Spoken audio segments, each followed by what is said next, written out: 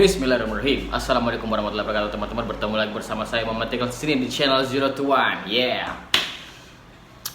Pada video kali ini saya menjelaskan kepada kalian siapa yang mengontrol harga ya. Ketika kita trading, siapa yang mengontrol itu harga, siapa yang kasih naik, siapa yang kasih turun ya. Apalagi kalau kalian lihat candlestick ya. Ketika trading, siapa yang turunin, siapa yang naikin harganya. Jadi begini penjelasannya, teman-teman. Harga di bursa itu ya, harga bisa kita bermain emas, trading emas atau trading saham dan lain-lain. Harganya kan naik turun ya. Bagi sebagian orang yang baru masuk di pialang itu, mereka pasti mempertanyakan, ini pasti ada yang kontrol harganya sampai saya loss.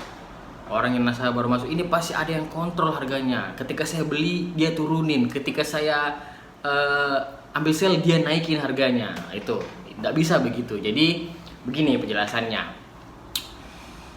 Harga itu ya ditentukan oleh hukum supply dan demand. Saya cari dulu kata-kata yang pas biar orang awam mengerti. Jadi misal begini teman-teman, harga itu naik ya, harga itu naik kalau permintaan itu naik. Jadi semisal begini, harga telur ya, harga telur atau harga lombok di saat mau lebaran itu biasanya naik. Mau lebaran naik. Kenapa kok dia bisa naik? Karena hampir dipastikan ketika kita puasa, mau lebaran, kita mau lebaran, mau bulan puasa ini, mau lebaran, itu konsumsi kita naik. Banyak orang yang makan telur, banyak orang yang konsumsi begini, banyak orang yang makan ya. Jadi otomatis harga itu naik. Kalau orang banyak yang beli, otomatis harganya pasti naik. Nah, kalau pasar lagi lesu, tidak banyak orang yang beli, pasti harganya turun. Ya. Nah, di trading pun begitu. Ketika harga emas itu naik, berarti permintaan emas ini di sana banyak. Di dunia ini banyak. Permintaan orang yang beli emas ini pasti rame. Banyak orang yang beli emas. Itulah mengapa ketika musim kawin di India, saya lupa terangnya. Jadi setiap mau musim kawin di India itu mereka pasti beli emas, dan itu ngefek ke harga emas dunia ya. Ketika dulu 2000 berapa ya, 2013 atau 2014 itu pernah harga emas itu melorot turun.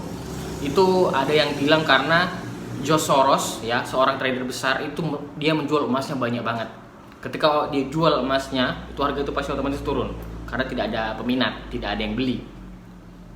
Ya, jadi tidak ada yang kurangnya permintaan emas di